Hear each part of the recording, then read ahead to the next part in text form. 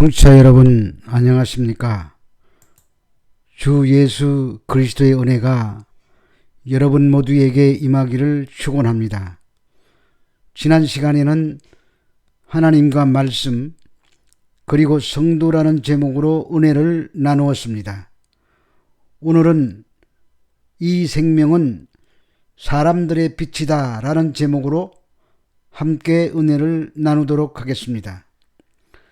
지난 시간까지 태초부터 계신 말씀이며 그분이 바로 하나님이시며 그분을 통해서 천지와 만물이 존재케 되신 그분이 그분의 영역을 벗어나 그분이 창조하신 세상 안으로 성육신 하신 것에 대해서 말씀을 나누었습니다. 그런데 본문 4절에 그 안에 생명이 있었다고 말씀하고 있습니다. 육신을 입고 이 세상으로 내려오신 그 예수님 안에 있는 그 생명이 사람들에게 비치는 빛이라는 말씀입니다. 그분은 2000년 전에는 육신을 입고 이 세상이라는 공간 안에 존재하셨지만 지금은 이 세상에 계시지 않습니다. 그 대신 그분은 말씀이라는 독특한 방법으로 우리와 함께 거하십니다. 2000년 전에는 육신을 입으신 그분의 음성을 듣고 그분이 하시는 것을 보면서 그분처럼 살려고 했을 것입니다. 그러나 지금 그분은 말씀이라는 방법으로 우리 곁에 와 계십니다. 그러므로 우리는 말씀의 빛을 통하여 그분의 음성을 들어야 하며 말씀의 빛을 통하여 그분이 하시는 것을 보고 그분과 하나 되는 삶을 살아야 할 것입니다. 그런데 하나 된다는 말은 이해하지만 어떤 방법으로 하나 되는지 우리는 알지 못합니다.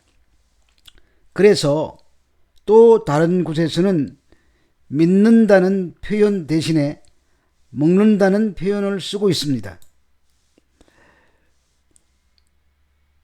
예수께서 인자의 살을 먹지 아니하고 피를 마시지 아니하면 너희 속에 생명이 없다고 하십니다.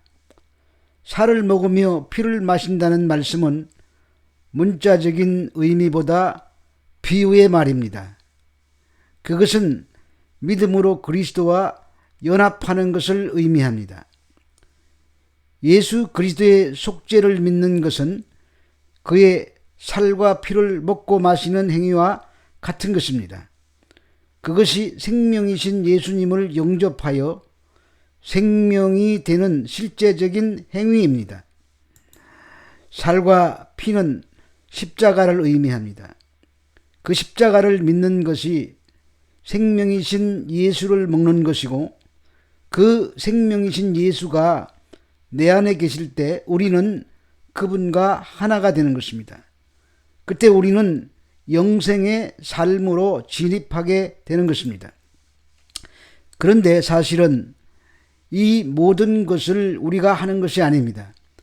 빛이신 그분께서 그렇게 되도록 하시고 우리가 한 것처럼 보이게 하시는 것입니다. 그래서 예수께서 내 안에 거하시고 내가 그분 안에 있게 되는 것입니다. 그것이 빛으로 우리 안에 들어오신 그 생명이고 그것은 영생입니다.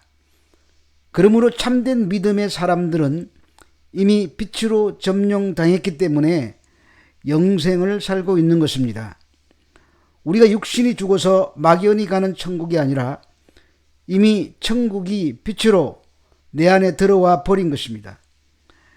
그럼에도 불구하고 우리가 이 세상에 발을 붙이고 살고 있기 때문에 때로는 고통스럽고 힘들어서 현실이 지옥처럼 느껴질 때가 있습니다.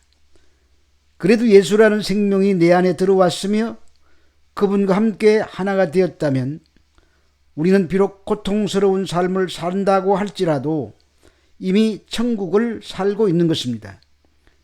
여기서 생명은 영원한 생명을 말합니다.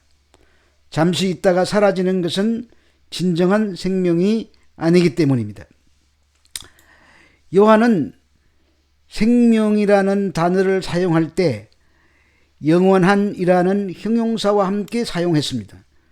그리고 그냥 생명이라고 말하기도 했습니다. 그러나 둘 다 영원한 생명을 표현한 말입니다. 그러므로 성도가 가진 생명은 영원한 생명입니다. 성도도 육신은 반드시 죽습니다. 그러나 그 안에 생명이 있으므로 그것으로 끝이 아니라 사후에도 생명이 이어지는 것입니다. 그것은 마치 나무에 붙어 있는 가지와도 같습니다. 가지가 나무에 붙어 있으면 결코 말라 죽지 않습니다. 나무가 죽지 않는다는 전제가 있기는 하지만 우리가 예수님에게 붙어 있으면 결코 말라 죽지 않는다는 말입니다.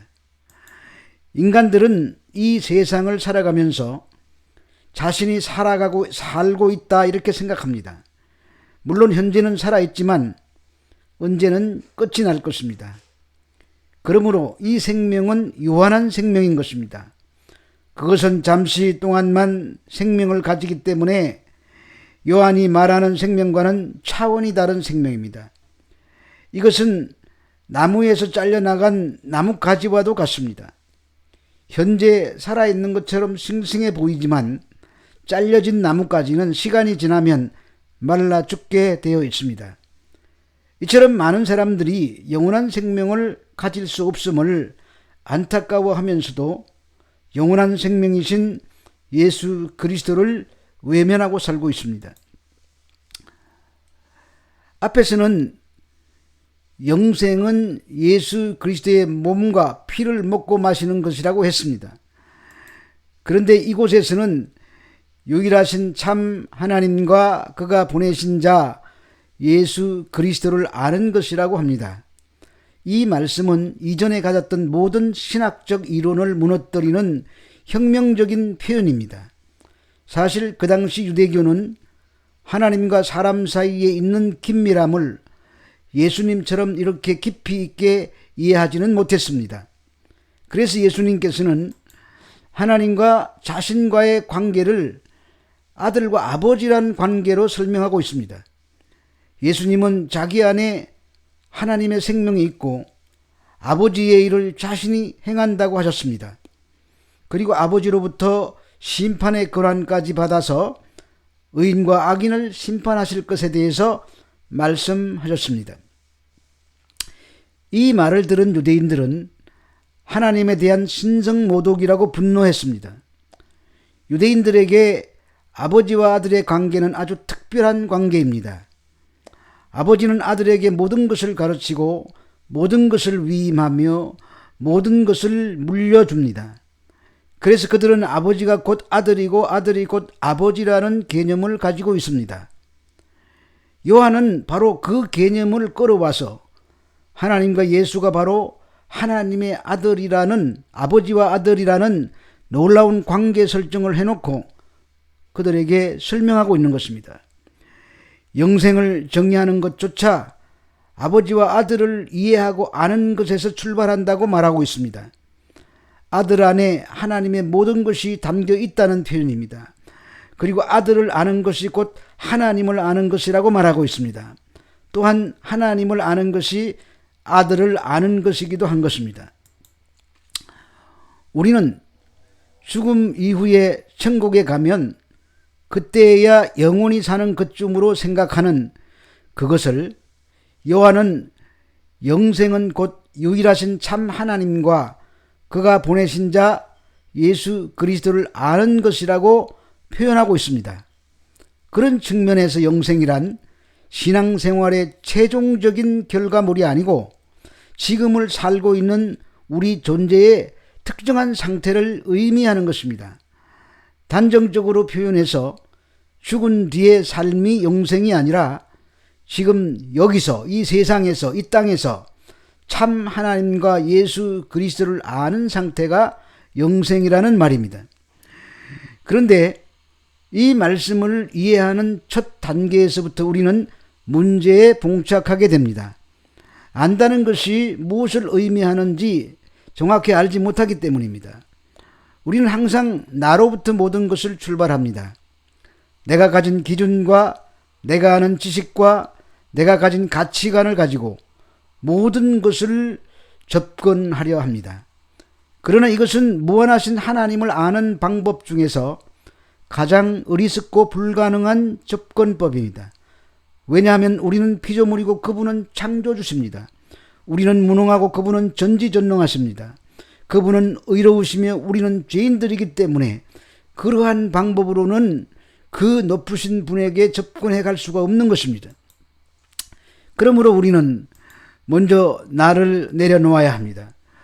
그리고 그분이 하시는 말에 집중해야 합니다. 그 말씀을 깨닫고 그 말씀에 공감하고 그 말씀에 이끌려가는 삶이 될 때 그분을 아는 첫걸음이 시작되는 것입니다. 그러기 위해서는 그분이 빛으로 우리 안으로 들어오셔서 우리의 무지를 밝혀주셔야 합니다. 그러면 말씀이 생명이 되는 것입니다. 그래서 그분이 말씀으로 우리 안에 계시는 것입니다. 그런데 우리는 말씀을 빛으로 밝혀 깨달아지지 않기 때문에 말씀을 뒷전으로 하고 우리가 세운 어떤 기준을 미리 대입하려고 합니다. 그리고 그분의 말씀을 따르기보다는 그분을 자신에게 복종시키려고 합니다. 그분을 알려면 결국 내가 없어야 됩니다. 말씀을 깨달으려면 나를 부인해야 된다는 말입니다. 그분을 알아야 영생하는 삶인데 그분을 알려면 내 영광이 아니라 그분의 영광이 맨 앞에 있어야 됩니다. 어디를 가도 그분의 영광이 맨 앞에 있어야 됩니다. 그러나 이것은 공식은 아닙니다. 설교자의 생각입니다. 틀린 것은 아니지만 더 나은 것도 있을 수 있을 것입니다. 그분의 이름으로 행하고 그분의 이름으로 먹고 마셔야 합니다. 그래야 그분을 알게 됩니다. 그래야 그분이 주시는 생명을 갖게 됩니다. 죽어도 주를 위해 죽고 살아도 주를 위해서 사는 그런 삶이 되는 것입니다. 그러기 위해서는 말씀의 거울 앞에 서서 비치는 빛으로 다가오시는 그분 앞에 우리가 우리 자신을 비춰 보아야 되는 것입니다. 그리고 우리의 벌거벗은 부끄러운 실체를 발견해야 합니다. 말씀의 빛에 의하여 우리의 마음의 생각들이 다 드러나게 될 것입니다. 그렇게 벌거벗겨지고 우리 속이 얼마나 더러운지를 아는 자들은 자기가 만든 누더기를 걸치려고 하지 않을 것입니다. 오직 예수 그리스도로만 옷 입기를 원하게 될 것입니다. 이런 자들은 예수님이 우리의 의와 지혜와 거룩함과 구원함이 된다는 복음으로 기뻐하는 자들입니다. 그래서 빛으로 우리 안으로 뚫고 들어오신 그 말씀을 깨닫고 십자가가 나를 위한 십자가임을 절감하게 되는 것입니다. 그때 예수 그리스도의 십자가의 보혈이 우리의 더러운 죄악을 씻어주고 덮어주는 것입니다. 이 은혜 안에 있는 자들은 더 이상 인간의 행위들과 평가에 관심을 두지 않습니다. 타인들이 자신에 대해서 평가하는 것에 관심이 없습니다. 더구나 자기도 자기 자신을 평가하지 않습니다. 그런 것들이 오히려 자신을 더럽히는 것임을 알기 때문입니다. 이런 자들은 예수 그리스도의 십자가 외에는 할 말이 없습니다. 이 은혜가 더욱 풍성해지는 것이 영생에 이르는 것입니다. 그 생명이 사람들에게 비치는 빛이라고 하십니다. 이 빛이라는 용어는 단순히 자연현상인 빛을 가리키거나 빛과 어두움이라는 이원론적인 사고에서 나오는 그런 빛이 아닙니다.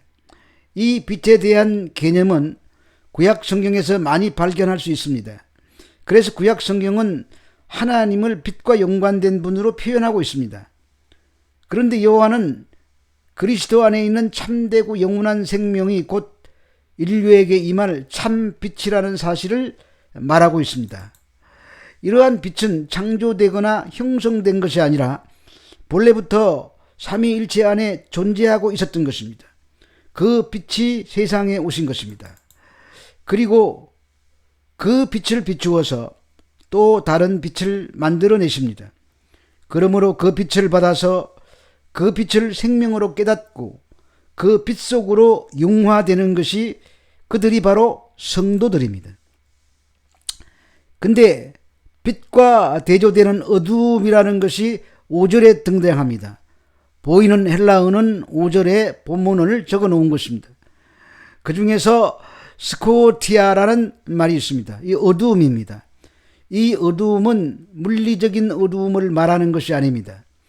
생명을 가로막는 사단의 세력과 그 세력의 영향으로 자신이 어떤 존재인지조차도 모르고 깨닫지도 못하고 죽어가고 있는 죄악된 세상과 그 속에 포함된 사람들을 말합니다.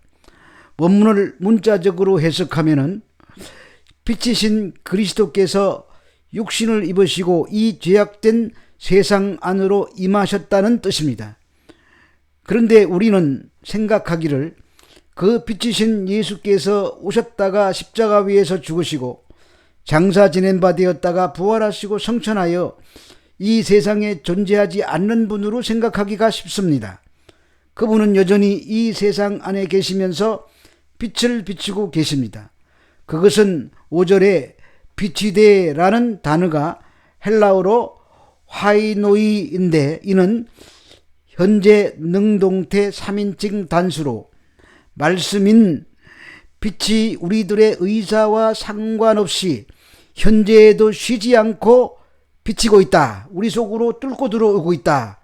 이런 의미가 되기 때문입니다. 이 생명의 빛은 지금도 성령의 역사를 통하여 성도들에게 비추이며 생명을 부여할 뿐만 아니라 빛의 군사로서 어둠의 세력과 끝까지 투쟁하는 능력을 공급하고 있습니다. 어둠의 세력들은 그 빛을 십자가에 매달아 죽여버렸습니다. 그들은 재림하실 예수 그리스도에 의해 심판을 받을 것입니다. 그러므로 이 어둠의 세력들은 결코 빛의 세력에 대항하여 이길 수 없는 패배한 존재들입니다. 성도 여러분, 우리가 이 생명을 받은 자들입니다. 우리는 그 생명의 빛이 우리 안에 계시기 때문에 영원할 것입니다. 아니, 이미 영혼을 살고 있습니다. 그러므로 세상 사람들처럼 세월이 간다고 안타까워하지 않아도 됩니다. 어느 여행가의 가사처럼 고장난 벽시계는 멈추었는데 이 세월은 고장도 안 난다고 하소연할 필요가 없는 것입니다. 우리는 이 빛에 의해서 영원히 사는 자들입니다. 여러분 모두가 다 믿고 승리하는 분들이 되시기를 바랍니다. 다음 시간에는 빛을 증거하는 자라는 제목으로 공부하도록 하겠습니다. 감사합니다.